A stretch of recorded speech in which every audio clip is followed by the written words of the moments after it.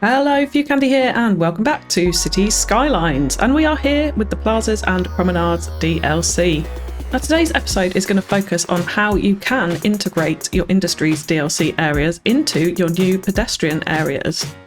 Now those of you who have played with the game will know that you need to paint a district in order to have your pedestrian zone, but you also need to paint a district to have your industry zone, and the two will not overlap. So it seems like on first glance that you cannot have a Walkable Industries DLC area, and that is true to a respect. You can't put it on pedestrian roads. However, you can completely integrate your Industries DLC area into your pedestrian city. So that's what I'm going to show you how to do today. Okay, so over here I have already set up a generic industry pedestrian area, and I can confirm this works absolutely fine. The trucks just go out from the service building over here, and yeah, it's completely traffic free. It works like an absolute charm, in fact. However, there's a lot of trucks that come out of the service building, going to the other service buildings within the city and connecting up there. Otherwise, you are absolutely fine to put zoned industry into a pedestrian area. So what we're going to do is look at adding in an Industries DLC forestry area surrounded by this new pedestrian district. So I have already got in the pedestrian district, so that's what this one is. But now we also need to paint our industry district. So what I will do for that is just carve into this square here where we'll be putting our forestry industry. But of course, as part of this experiment, we want it completely surrounded by pedestrian roads so that it is not connected directly to any regular roads at all. And I will show you how we can do this, because it is completely possible to do that and have a fully functioning area. So there we go, we've got our forestry district in, and it is completely surrounded by our pedestrian area. So let's just start off by creating a very, very rough forestry area, and this is not going to be my finest work. So we'll start off with a bit of a road layout for this. So I'm going to create an entrance in here. And, you know, as mentioned, these industry DLC buildings will not go up against pedestrian roads. There is no way around that without mods, which I'm sure one will come, to be honest, eventually. But without mods, there is a way around it, which is what I'm showing you here. But we do have to use regular roads in order to place our main industrial buildings. So I am just going to start off by laying out a very simple road network for this. So we're just going to follow this railway line up. And we will cross underneath it at various points so that we can continue the forestry on either side. And I want to make sure, just for aesthetic purposes, that this is nice and equal. However, like I said, if you want to see a really detailed industry build, please do go and check out my Origin series, because that is not what this is going to be. So let's start by placing in our forestry main building, which will then make this into a forestry area officially. Now we are just literally going to spam down a few small tree plantations here so that we've got our raw materials coming in, and I will go ahead and do the same thing the other side.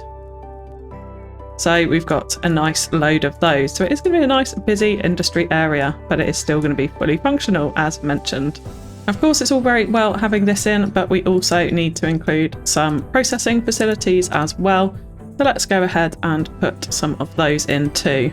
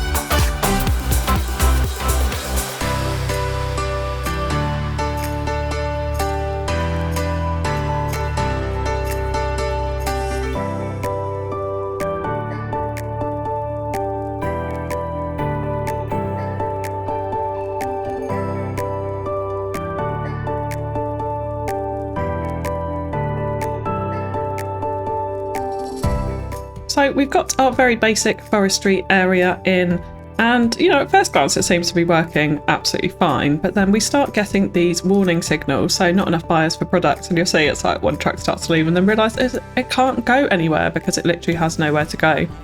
And because this is not in the pedestrian area, those service buildings, so our garbage and our cargo, will not service these streets. So even if you use the policy which says deliver everything, of course it still needs to be placed in the pedestrian district in order for it to count, even if it's not on one of the pedestrian roads. So we have a problem here. We can't get goods out and we have no garbage service. All other service trucks, I would add, will enter this area absolutely fine. So even if they're placed on pedestrian roads, they're still going to extend out into this area. So police, fire, medical, death care, the lot will still service it. So you can see now I've left this on fast speed. We're starting to get products building up all over the place with absolutely nowhere to ship them. But besides that, internally, the DLC is functioning absolutely fine. So there are two things that we need to add in order to get this fully functioning when it's completely surrounded by pedestrian roads. So there is no way for trucks to drive out of here. It's just physically not possible. So the first thing of that is garbage collection, clearly, because garbage trucks can't get from our regular garbage collection into this area because the normal garbage truck can't drive on the pedestrian roads, and the garbage service building will not service it because it's not in the pedestrian area. So let's go ahead and give it its own dedicated garbage service. So what I am going to do here is just very, very simply, and because this is just a test build and it doesn't need to look nice, I'm just going to plop in an incinerator over this side. Now clearly this is slightly outside our industry border, but that's fine. It is still going to be entirely surrounded by pedestrian roads. So from this point onwards, there are no other roads except for the ones in the internal industry area. And of course, the second thing we need to do is address how we're going to get goods out. So of course, you can do this via a cargo rail terminal. So let's again just plop one in here. And what I will do is then connect that into our main intercity and internal lines as well. Because with our internal lines, we can then transport the cargo around the city to wherever it needs to go. And clearly with our international lines, we can then start to export some of the excess goods as well. So let's just create a very, very basic train connection. Again, because this is a test city, it doesn't matter too much, although I still can't leave junctions looking too wonky donkey. That's a little bit better. So I have already plopped in another cargo station over here, right next to the service building, which serves our main large pedestrian area over this side of the city. So what you could do with your cargo station is put it literally in your area, so it is completely surrounded by those roads, and just bring the rail connection out. That's absolutely fine. Just because of space here, I've brought it out into its own little area here, but of course made sure that the regular roads connect up to it. And this road is not going to connect back into the main network, just to be clear. We are going to keep it entirely pedestrianised around the area. And what I am also going to do, just to help them out with storage, of course, and it's best practice when you're doing any industry area, is add a couple of warehouses just for your paper and your planed timber. So what we should start to see now is trucks coming out of this area and those warning signals going. And yeah, you can see already that those warning signs have gone. All of the paper is now being exported to the cargo station over here. These shouldn't fill up quite as much. I mean, we've probably got a major oversupply in this anyway, but things should start working a lot more efficiently. But the other thing to note here is that we are just exporting paper and plain timber, which is no good to our commercial units. So the best thing that you can possibly do is also, again, good practice for the industry's DLC, is to add in a unique factory. So in this case, because we've got forestry, we will add in the furniture factory over here. And that will then convert our paper and our plain timber into actual goods which can be used by commercial. And this will be a lot more functional because hopefully those goods will then go out to the cargo station, which will then go straight to the commercial in our main pedestrian district over the other side of the city.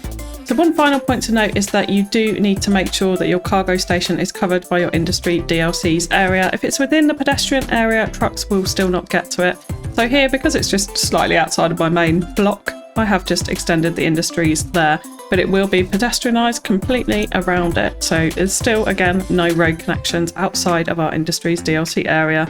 But you'll see now there's, just the trucks really running around the area, taking things out to the cargo station, which is then being transported around the city. So the huge benefit to this is that we've just got absolutely no cargo traffic on our pedestrian roads there. It is entirely limited to within this specific forestry area. And I'm really hoping one day there is a mod which will allow us to put industry DLCs on pedestrianised roads, because I think that would be pretty awesome. We can get some nice dirty pedestrianised roads, that would look great.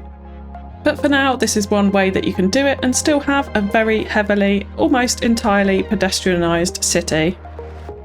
So for today, that is it, but I hope you have learnt something here. So do just remember the 3 things that you do need to do, which is add a cargo station, add a dedicated garbage collection, and also make sure that those things are within your industry's DLC area and not in your pedestrian zone. And then you'll have a fully functioning industry's DLC area completely surrounded by pedestrian zone. If you have enjoyed this video, likes, comments and shares are really appreciated below. And if you want to see a much better detailed industry area, please do go and check out my Oregon series, which will be linked at the end of the video. Otherwise, thank you so much for tuning in, and I will catch you again next time. Bye bye.